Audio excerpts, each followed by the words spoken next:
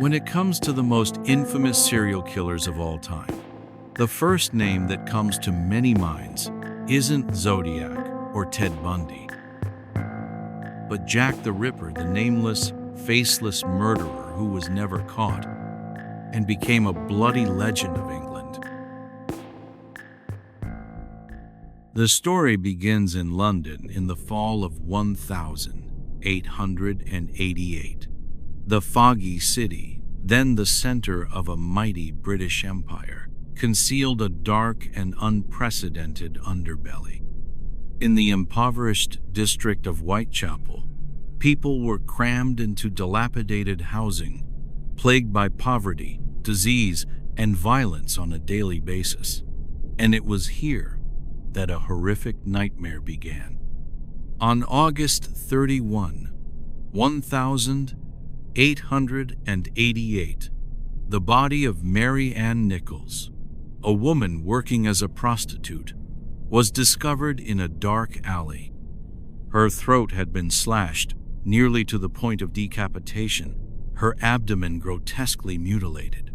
Less than a week later, the second victim, Annie Chapman, was murdered in a similar fashion.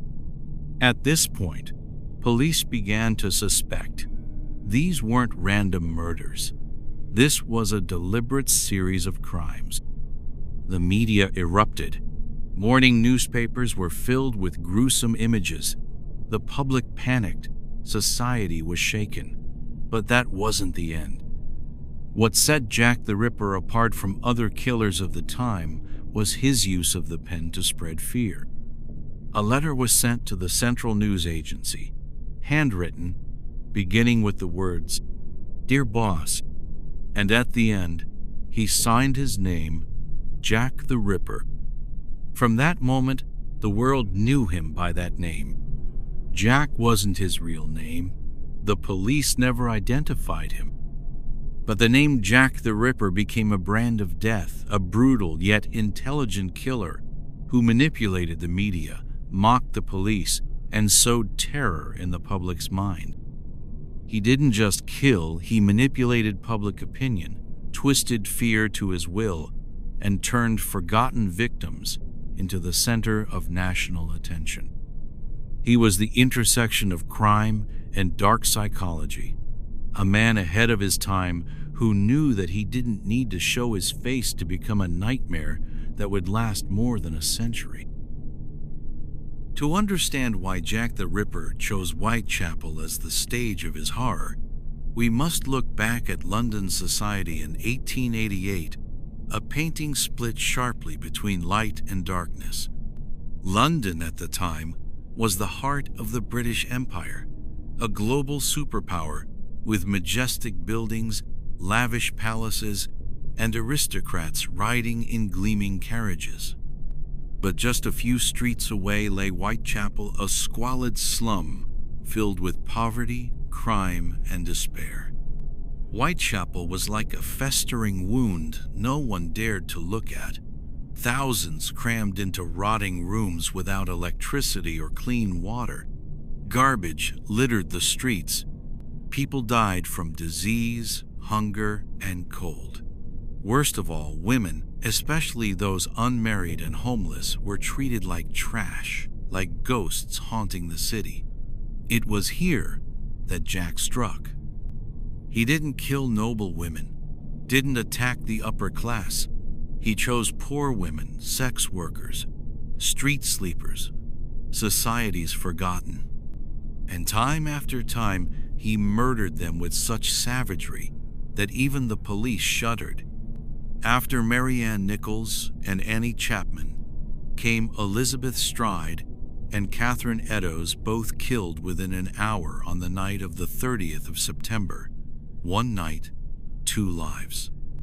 Catherine Eddowes, in particular, had her abdomen cut open, one kidney removed, and days later, a package arrived at a newspaper office containing the other half of the kidney and a letter written in red ink. I kept the other half to eat. It was very nice. The fifth murder victim, Mary Jane Kelly, was the peak of brutality. Her body was torn apart in her small lodging room, mutilated beyond recognition. Her skin nearly flayed off, organs scattered across the bed, her face horrifically disfigured. Whitechapel couldn't sleep. Police patrolled nightly. The press went mad. The public lived in fear and anger. But Jack remained hidden. No one saw his face. No one heard his steps. He was like a part of the fog, appearing, striking, and vanishing. Ironically, the more he killed, the more Jack forced society to look at itself. A great city that allowed its most vulnerable to be slaughtered, and no one cared, until the blood spilled became too much to ignore.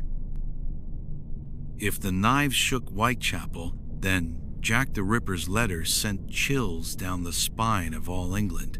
He didn't just kill, he wrote letters to the press, the police, even the city council. And what he spread wasn't just death, but psychological fear, cunning, and cruel. The first letter, sent to the Central News Agency, had a handwritten title, "Dear Boss." The tone was cold, mocking, and confident. He ridiculed the police, said he would keep killing, and described in detail his planned method. At the end of the letter, he signed, Jack the Ripper. That name became legend from that very moment. The next letter was even more horrifying. In a parcel sent to George Lusk, chairman of the Whitechapel Vigilance Committee, was half a human kidney, preserved in wine to keep it fresh. The accompanying note read, Mr. Lusk, this is half a kidney I took from one woman. The other piece I fried and ate. It was very nice. The handwriting was messy, with intentional spelling errors seemingly to portray madness, but the content was too logical for a lunatic. Over 200 letters were sent during the case, but only about 3 are considered genuine, including Dear Boss, Saucy Jackie, From Hell, sent with a kidney. Experts believe the remaining letters were likely fake, either from fame seekers or fabricated by newspapers to attract readers. But the real letters, even if just a few lines, were enough to plunge society into collective paranoia. Some investigators believe Jack might have been in the medical field, as the cuts on the bodies were professionally done, so precise that one police chief said, only a doctor would know how to cut to the kidney like that. Others theorized he could have been a butcher or slaughterhouse worker, due to his expertise in dissection and organ removal. What's most disturbing is how well Jack understood the power of media. He didn't hide in silence. He engaged the public with blood, strange language, and taunting challenges. In an age without internet or phones, Jack the Ripper turned the media into a weapon to control fear, a tactic even modern terrorist groups have studied. For more than 130 years, hundreds, even thousands of people have been suspected of being Jack the Ripper. But to this day, no one has been arrested, and no one has been definitively identified as the real killer. This has turned the case into an endless maze. The deeper you go, the more the trail disappears. One of the most frequently mentioned suspects is Aaron Kosminski, a Polish immigrant barber who lived in Whitechapel and had a history of mental illness. Kosminski was closely monitored by police at the time of the murders and was later committed to an asylum. In 2014, an investigative team claimed to have found DNA evidence from Kosminski on the shawl of victim Catherine Eddowes. But this evidence was widely criticized by the scientific community as unreliable. The material had been contaminated by too many hands over more than a century. Another name is Montague John Druitt, a lawyer and schoolteacher. What raised suspicion about Druitt was his suicide shortly after the fifth murder. His family also believed he was mentally unstable. However, no direct evidence ever linked him to the crimes. Conspiracy theorists have even pointed to Walter Sickert, an eccentric painter who created many disturbing artworks, as a potential suspect. Some scholars believe Sickert had a pathological obsession with death and women. Author Patricia Cornwell famously spent millions of dollars trying to prove he was Jack the Ripper, but her conclusion remains highly controversial. And perhaps the most sensational theory: the killer was Prince Albert Victor, grandson of Queen Victoria. According to this theory, he had syphilis, frequented prostitutes, and was protected by the royal family. However, most historians reject this idea due to a lack of concrete evidence. There are also bold theories that Jack wasn't a single individual, but a group, possibly doctors, officers, or members of a secret organization. Strangely, even with the advancement of modern forensic technology, the case remains shrouded in darkness. Was Jack truly that clever? Or was the justice system of the time just that weak? Or worse, perhaps society never wanted to uncover the truth. Because if Jack were truly someone powerful, exposing him could have shattered public trust in the very institutions of the time. More than a century has passed. Time has slowly laid dust over the cobbled streets of Whitechapel. The old wooden houses have been replaced with modern buildings. The alleys that once reeked of blood now glow with bright streetlights. Yet strangely, the name Jack the Ripper still lives on. In the history of crime, there have been thousands of murderers, but only a few names transcend time, and Jack is the very first to be remembered as an icon. Not because of the number of victims, not because of any bizarre weapon, but because of his perfect disappearance and the fear he strategically cultivated. Today, when people mention Jack the Ripper, they don't just think of a killer, they think of a cultural phenomenon.